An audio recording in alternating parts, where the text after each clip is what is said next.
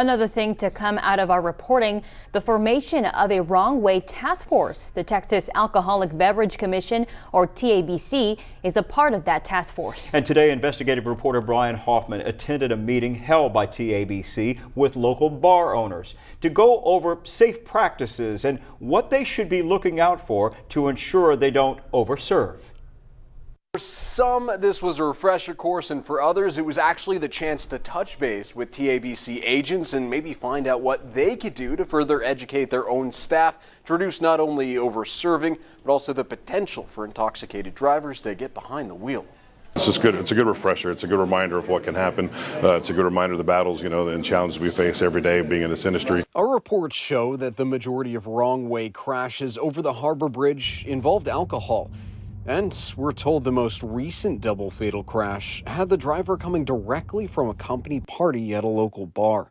A special investigation arm of TABC, known as their Trace Unit, is just finishing up their report on that specific incident, but spoke to us on the process they usually take once a fatal crash is reported that links to an establishment that serves alcohol. I asked for receipts, I asked for policies, I asked for employee contacts, and I asked for anything that I'm going to need to be able to either interview or talk to witnesses that were at the bar at the time. But TABC wanted bar owners to know that agents are out there conducting both public and undercover operations to ensure compliance.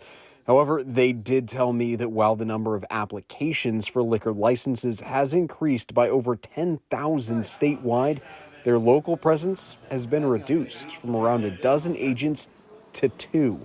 We had to make very tough financial decisions for the agency as our budget became more constrained. That resulted in a number of offices, including the Corpus Christi office, being closed. And to be fair, TABC does tell me that they have still been able to perform over 700 inspections in the last year of the over 880 businesses that sell or distribute alcohol here in Nueces County. But ultimately, it needs to be a group effort by businesses, law enforcement, and even the public to make real change on the road. We need the industry's help to help address this issue, to make sure they're helping to intervene in somebody that's intoxicated. Whether or not they actually served that person to that point, or if they just walked into their door already intoxicated from somewhere else or from the house. If you see somebody that shows any signs of intoxication or anything like that, you need to think of, is my daughter or my son on that road? The agents with TABC told me that enforcement and bars actually complying with alcohol laws are just parts of what can be done to combat further wrong-way drivers. But with everyone's help, the hope is at least to reduce the amount of drunk drivers on our roadways and potentially over the Harbor Bridge.